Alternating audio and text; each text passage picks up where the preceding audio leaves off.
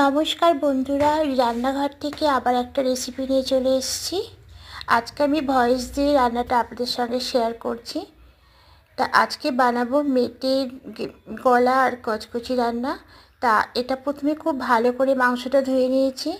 ধুয়ে নিয়ে এবার প্রথমে কড়াইতে একটু তেল দিলাম, তেলের মধ্যে পেঁয়াজ দিলাম। তারপর পেঁয়াজটা একটু হালকা ভাজা ভাজা হলে তার মধ্যে টমেটো কুচোটা দিয়ে দিলাম। টমেটো কুচো দিয়ে খুব ভালো করে পেঁয়াজের সঙ্গে মিশিয়ে নিয়ে 4-5টা কাঁচা লঙ্কা দিয়ে আরও ভালো করে কষিয়ে নেব।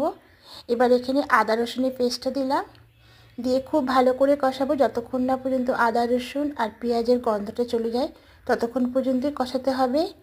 তারপরে এখানে কিছু গুঁড়ো মশলা অ্যাড করলাম, ধনিয়া গুঁড়ো, জিরে গুঁড়ো আর কাশ্মীরি লঙ্কার গুঁড়ো আর সামান্য একটু রেড চিলি পাউডার।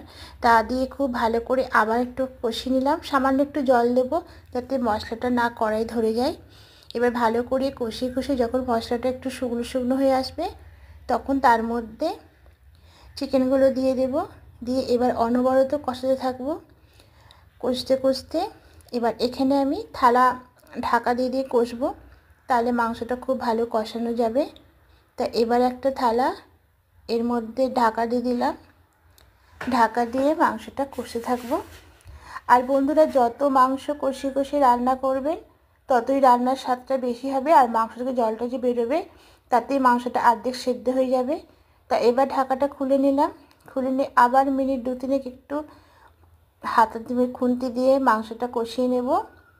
দিয়ে এবার এখানে সামান্য একটু জল অ্যাড করব, করে আবার কষাবো।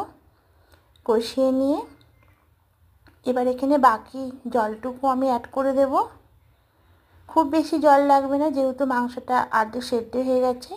এবার ঢাকা দিয়ে দেব। ঢাকা দেওয়ার পর 5 মিনিট পর একটু নামিয়ে নেব। দেখুন কত সুন্দর মাংসটা হয়ে গেছে। এবার এখানে সামান্য একটু গরম মশলা দিয়ে দেবেন। তা দেওয়ার পরে খুব ভালো করে নাড়াচাড়া করে নিয়ে এবার মাংসটা অন্য একটা প্লেটের মধ্যে ঢেলে নেব।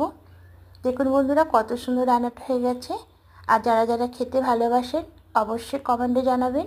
আর আমার বাড়িতেও কেউ পছন্দ করে না, আমি এটা খুবই পছন্দ করি, তাই আজকে রান্নাটা আপনাদের সঙ্গে শেয়ার করলাম। আর নতুন বন্ধুরা যারা দেখছেন অবশ্যই সাবস্ক্রাইব করে পাশে থাকবেন। তা আমি আরও নতুন নতুন রেসিপি আপনাদের সামনে নিয়ে আসব। আর পুরনো বন্ধুরা, আপনারা কমেন্ট করলে আমার খুব ভালো লাগে। আপনাদের কমেন্ট পেলে আমি আরও উৎসাহ পাই, আর রান্না করতে আমার খুব ভালো লাগে। তা এভাবেই আপনারা আমার পাশে থাকবেন।